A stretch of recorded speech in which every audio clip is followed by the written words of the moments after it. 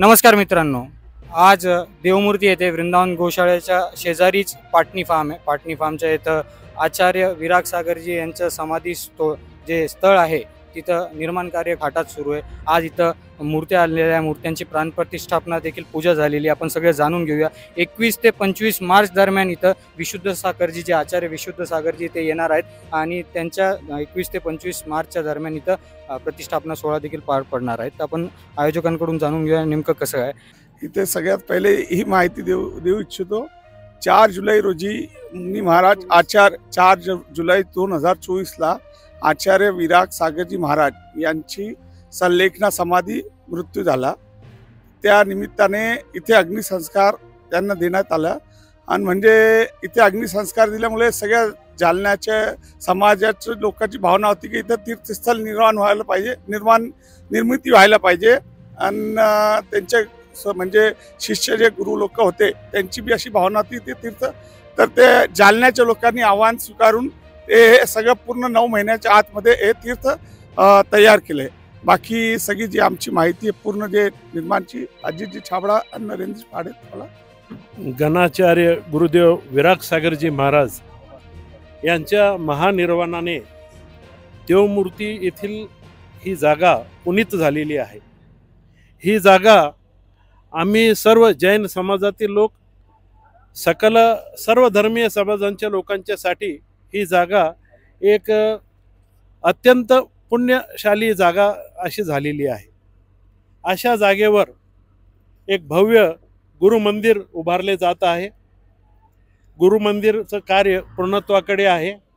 त्यासोबतच आमचे जे 24 तीर्थंकर आहेत 24 तीर्थंकरापैकी 3 तीर्थंकराची प्रतिमा खड्गासन प्रतिमा आम्ही इथं उभारणी करत आहोत।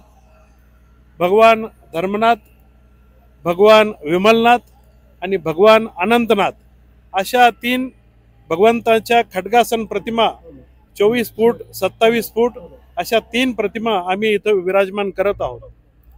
जैन धर्मामध्ये पंचकल्याणक पर्व ही सर्वात मोठे पूजन आणि ही पूर्ण प्रक्रिया आहे जी आपण भगवानची प्राणप्रतिष्ठा जशी म्हणतो तशी जैन धर्मामध्ये त्याला पंचकल्याणक असं म्हटलं जातं। सदरील पंचकल्याणक महोत्सव दिनांक 21 मार्च ते 25 मार्चच्या दरम्यान देवमूर्ती येथील भूमीमध्ये संपन्न होत आहे। सकल दिगंबर जैन समाज सर्व जैन समाज या सर्व कार्याला एकदम यशस्वी आणि ऐतिहासिक करण्याच्या दृष्टीने कार्यरत आहे। इथे भव्य पंचकल्याणकसाठी मंडप आणि मुनी वगैरेंची सर्वांची व्यवस्था, येणाऱ्या सर्व भाविकांची व्यवस्था, सर्व व्यवस्था चांगल्या रीतीने पूर्ण केल्या जात आहे। चर्या शिरोमणी गुरुदेव विशुद्ध सागरजी महाराज यांच्या मंगल सानिध्यामध्ये आणि त्यांच्या मंगल आशीर्वादाने इथं पंचकल्याणक महोत्सव साजरा केला जात आहे।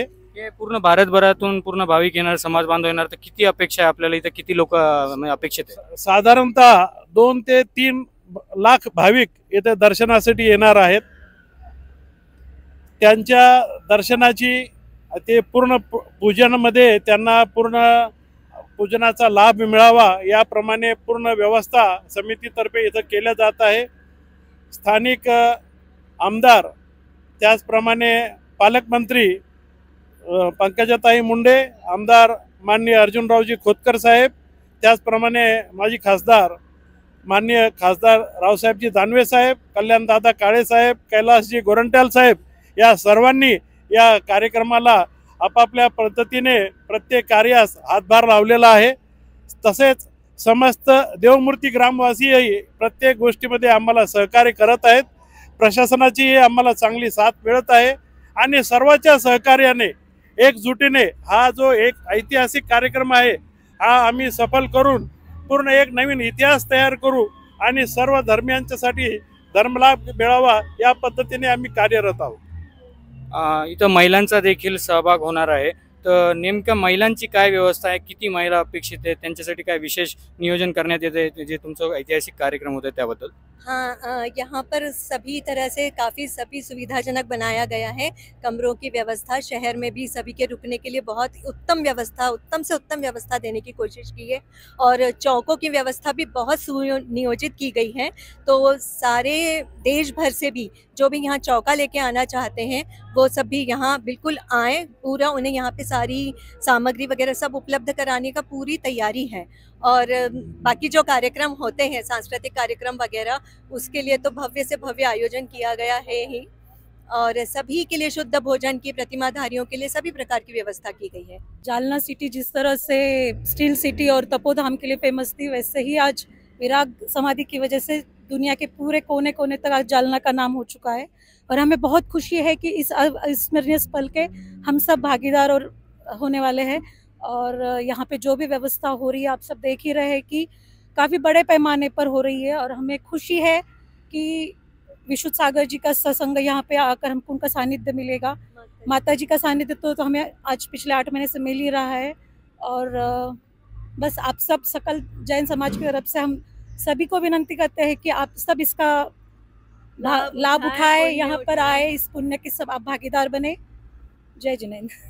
एकूणच जर आपण पाहिलं देवमूर्ती येथं जे पाटणी योगेश पाटणी यांच्या जागेवर इथं समाधी स्थळ बनवण्याचं कार्य सुरू आहे। आचार्य विशुद्ध सागरजी हे 21 ते 25 मार्च दरम्यान इथं येणार असून इथं एक ऐतिहासिक कार्यक्रम जालनेकरांना पर्वणी म्हणून चालून आलेला आहे। जवळपास पूर्ण देशभरातील 2 ते 3 लाख भाविक इथं येण्याची शक्यता असून सर्वांची सगळ्या व्यवस्था इथं सगळी करण्यात आलेली आहे आणि खूप एक कौतुकास्पद बाब म्हटल्यात योगेश पाटणी यांनी आपल्या जागेमधून काही जागा ही समाधी स्थळाला दिली। आपण समाजाचं काही देणं लागतो म्हणून हे कार्य करण्यात आलेलं आहे। तर आपण देखील 21 ते 25 मार्च दरम्यान इथं येऊन भेट देऊन या जो ऐतिहासिक क्षण आहेत त्याचा आनंद नक्कीच घ्यावा। मी अनुप राठी, पाहत राहा पार्श्वभूमी डिजिटल।